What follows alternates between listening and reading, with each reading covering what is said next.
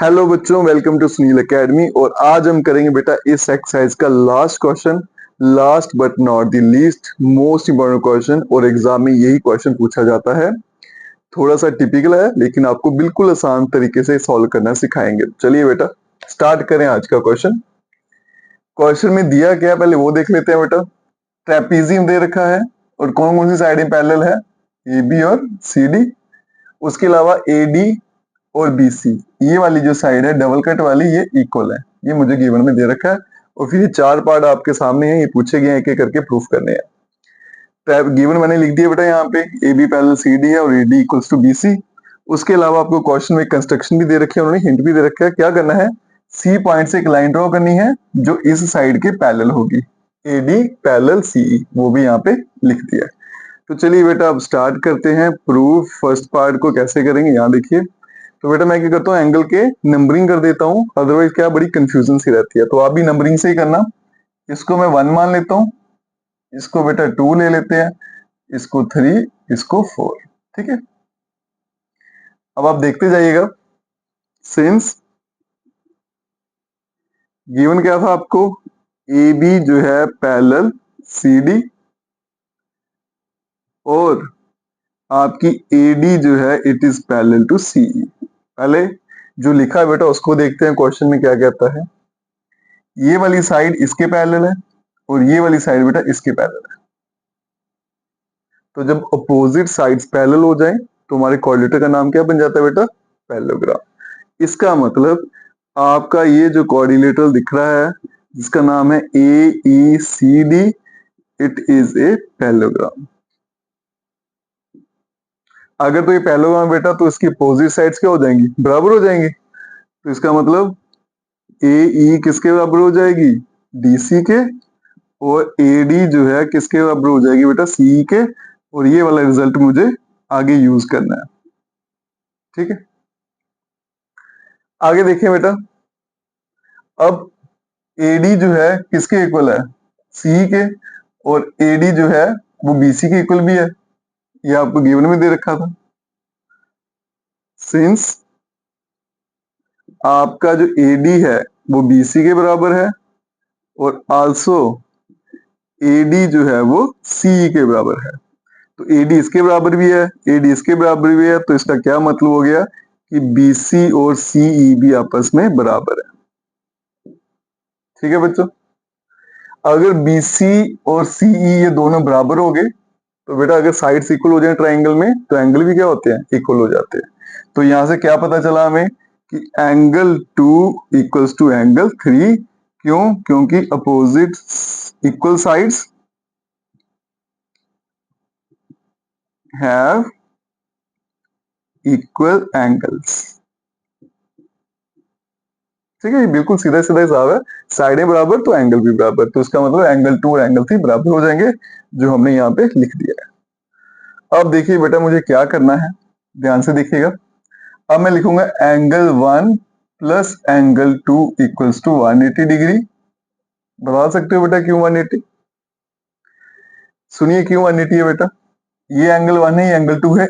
ये लाइन और ये लाइन आपस में क्या है, पैरेलल है। जब दो लाइनें पैरेलल हो जाएं तो ये जो एडजेसेंट एंगल बनते हैं इनका सम हमेशा क्या होता है, 180 डिग्री। ठीक है, क्यों है बेटा 180? क्योंकि आपकी एडी पैरेलल है सी के और सम ऑफ एडजेसेंट एंगल्स जो होता है वो 180 होता है। एक काम हो गया।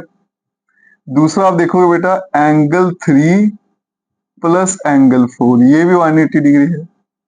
क्यों है? क्योंकि लीनियर पेयर है।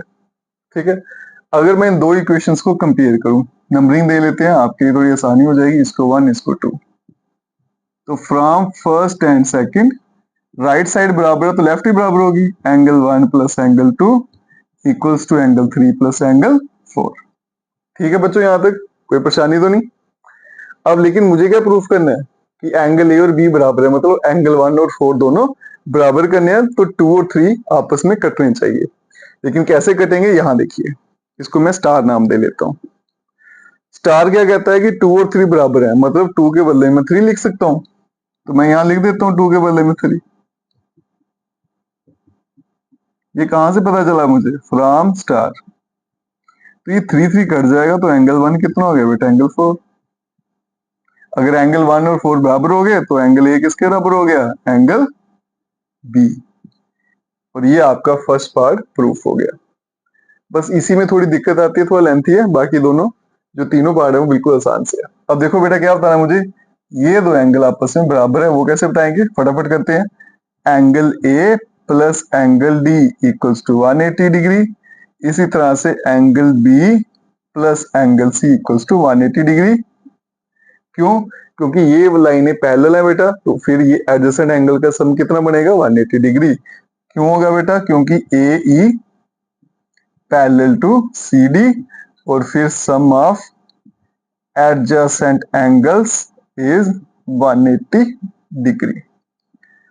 अब देखो बेटा, इधर ही 180 इधर 180 डिग्री, तो राइट साइड बराबर है, तो फिर लेफ्ट साइड भी क्या रहेगी? आपकी बराबर रहेगी। तो इनको नाम दे लेते हैं 3 और 4।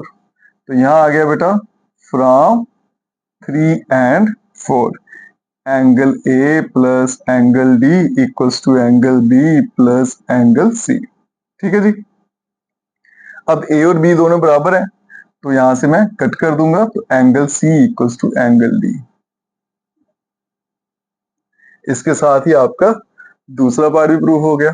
अब ए बी सी और बी डी को मुझे कॉन्ग्रुएंट प्रूफ करना है। ठीक है, उसके लिए क्या करता हूं, मैं यहां से ये मिटा देता हूं ताकि आपको कंफ्यूजन ना रहे कोई। ठीक है जी, तो यहाँ पे मैं इनको ज्वाइन कर देता हूँ, इसको भी हटा देते हैं, इसको भी हटा देते हैं।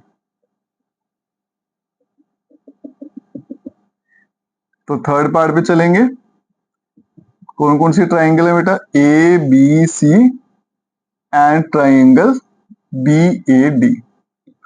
ठीक है, ये आ गया आपका ए बी सी और ए बी डी, ये दोनों ट्राइंगल कॉन्ग्रुएंट प्रूफ करने हैं। तो कैसे करेंगे बेटा? एक तो देखो बेटा, एंगल ए और एंगल बी बराबर है, एंगल ए जो है वो ए बी डी में आता है, angle B A B C में आता है, एक चीज ये होगी। दूसरा देखो बेटा, ए बी लाइन जो है दोनों में क्या है? कॉमन है। ठीक है, और तीसरा देखो अगर आप, तो ये वाली साइड जो है ए डी और बी सी दोनों आपस में बराबर है, ये आपको गिवन में ही दे रखा है, ये वहां से आ जाएगा। तो करें प्रूफ बेटा। सबसे पहले देख लेते हैं A B equals to A B, ये आ गया बेटा कॉमन। दूसरा आ गया आपका बेटा angle A equals to angle B, ये लिखेंगे फ्रॉम पार्ट 1, फर्स्ट पार्ट से आ गया, वहां प्रूफ किया था। और तीसरा आ गया बेटा A D equals to B C, ये आ गया आपका गिवन में दे रखा था। तो इसका मतलब ट्राइंगल ए बी सी जो है वो कॉन्ग्रुएंट है ट्राइंगल बी ए डी के बाय। अब देखो बेटा यहाँ पे ये साइड है, ये एंगल है, ये साइड है, तो क्या बन जाएगा? S A S criteria. ठीक है जी, कॉन्ग्रुएंट होगी। तीसरा पार्ट भी प्रूव हो गया। और फिर क्या बताना है? ए सी और बी डी बराबर है, वो तो ऐसे भी इक्वल आ जाएंगे बेटा by C P C T, congruent parts of congruent triangle. और इसके साथ फोर्थ पार्ट भी हो गया, और यहाँ पे लिख देंगे बेटा हैंस प्रूव्ड। और इसके साथ आपका क्वेश्चन जो है वो यहीं पे खत्म होता है। फर्स्ट पार्ट में थोड़ा टाइम लगता है, बाकी जो पार्ट है बेटा वो आराम से सॉल्व हो जाते हैं, एक दो बार प्रैक्टिस करोगे तो जरूर आपको अच्छे से समझ आ जाएगा। बाकी वीडियो को जैसे शेयर करें और चैनल को लाइक सब्सक्राइब शेयर जरूर करें बेटा। Best of luck.